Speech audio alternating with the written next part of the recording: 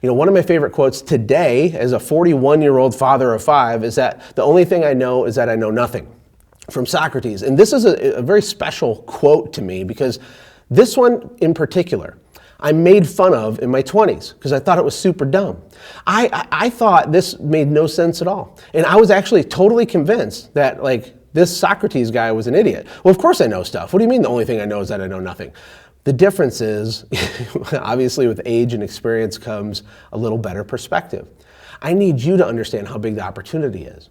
But when it comes to knowledge specifically, the more you learn and the more wisdom you have, you should increasingly become aware of how you basically know nothing. The purpose of this quote is him saying, I'm at a point in my knowledge and wisdom that I'm so painfully aware of all the things I don't know that I basically know nothing relative to all the stuff that there is to know. Isn't that interesting? I mean, if I was to quiz you and say, how smart, skilled, and wise are you on this list of categories here, with history, with economics, with finance, with sales, psychology, how skilled are you at using your imagination to create profit for yourself? Because you make a lot more money with your brain than you ever will with your back. How do you handle pressure? How much general knowledge do you have? How much marketing knowledge do you have? How good of a leader are you, right?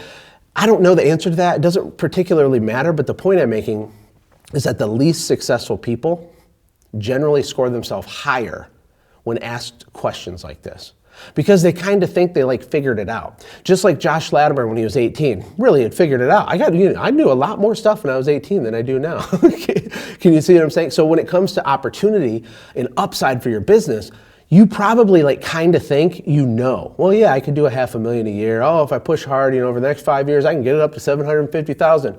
And the reality in a lot of cases is no. You don't understand what you're saying. It's done in ignorance, so no one's mad at you, but you can do $32 million and you could have 4 satellite locations and spin up 3 sister companies to serve the same demographic. There's things that can happen that are so big, it'll break your brain, but you might not know it. Let's talk for just a minute about the strange world of belief, because that's really the core message here today. A buddy of mine started a company called King's Loot. You should all go buy his wallet and give him all your money. They're amazing wallets. I actually have his wallet in my pocket right here, King's Loot. Shout out to Mr. Stevens. Amazing company, amazing product. He told me the story of how he started this company, and I don't think he even had a business before this. He didn't have a lot of resources. And he had a dream, and God said, design this wallet and sell it. So he used paper, and he cut out some little paper designs, and he taped it together, and he created this wallet. He has no permission slip to be successful. He didn't have to go get a university education, right? Or as Myron Golden says, he didn't have the disadvantage of that. He just did it, okay? He just did it. He made this wallet. Now you're thinking, why are you talking about a wallet? They did over $20 million in sales their second year of business, okay? Check this out.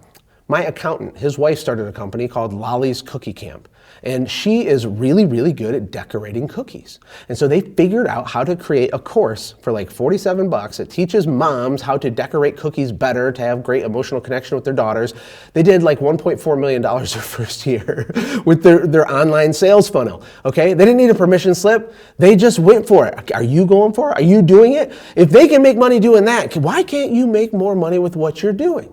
I talked to a lady on the phone who was a pet psychic, okay? I'm not down with that, but I respect the fact that, she's making several $100,000s a year with the most impossibly weird thing that I wouldn't know how to sell that to people. But it's a perspective change, because if there's a market for that, do you think that we could do some things, use some nuance, and you could learn some skills and make more money with your thing? Do you? I heard a story about a guy that created an online sales funnel selling stickers, did over $1 million the first year. This is a guy I met this year named Law Payne. Law Payne does over $200 million a year, I believe. He showed me his ClickFunnels account when I was with him, and it was 2-point-something million that day. Okay, he's at a different level. He also makes over $10 million a year just from Amazon ebooks. It's a whole story. Maybe I'll try to interview him someday. But the point is this guy, okay, he didn't get anointed to go do that. He just did it. He built this massive thing. But the thing that's interesting about all these people I'm talking about is that they have abnormally, disproportionately high levels of belief in the opportunity and how big it is, and on their ability to do it, and on their worthiness to do it, right? Do you have that? That's why I'm showing you this. This is my friend Riley Meek. He'd sold $25 million worth of walk-in bathtubs. His companies have done well over $100 million. This is just one of them, okay? What do you do for a living? Hey, Mr. Ferrari guy, what do you do for a living? Oh, I sell bathtubs. Well, yeah, but he sold 25 million.